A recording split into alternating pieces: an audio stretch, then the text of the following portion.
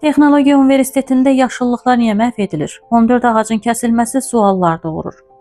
Pressline xəbər verir ki, redaksiyanın elektron poçt ünvanına daxil olan məlumatda Azərbaycan Texnologiya Universiteti ərazisində kütləvi ağac kəsintisi aparıldığı iddia olunur. Göndərilən video və foto materiallara əsasən səhər saatlarında universitetin giriş hissəsində, eləcə də inzibati bina qarşısında yerləşən çoxsaylı ağacların kəsildiyi qeydə alınıb. Məlumatda bildirilir ki, proses yalnız qurumuş ağaclarla məhdudlaşmayıb. Əksinə, yaşıl və sağlam ağacların da kəsilməsi faktları müşahidə olunub. İddialara görə ümumilikdə 14 ağacın kəsilməsi baş verib. Həmçinin universitetin daxili ərazilərində yerləşən yaşıllıqların bir hissəsinin də məhv edildiyini göstərən görüntülər mövcuddur.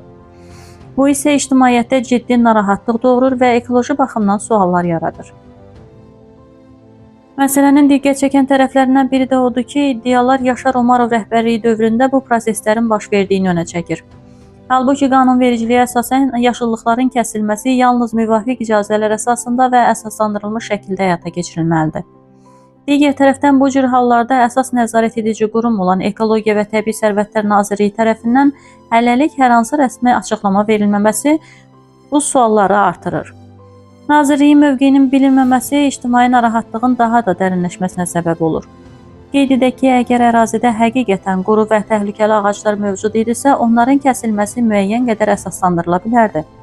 Lakin təqdim olunan materiallar yaşıllıq ağaclarının da kütləvi şəkildə məhv edildiyini göstərirsə, bu artıq ekoloji hüquq pozuntusu kimi qiymətləndirilə bilər.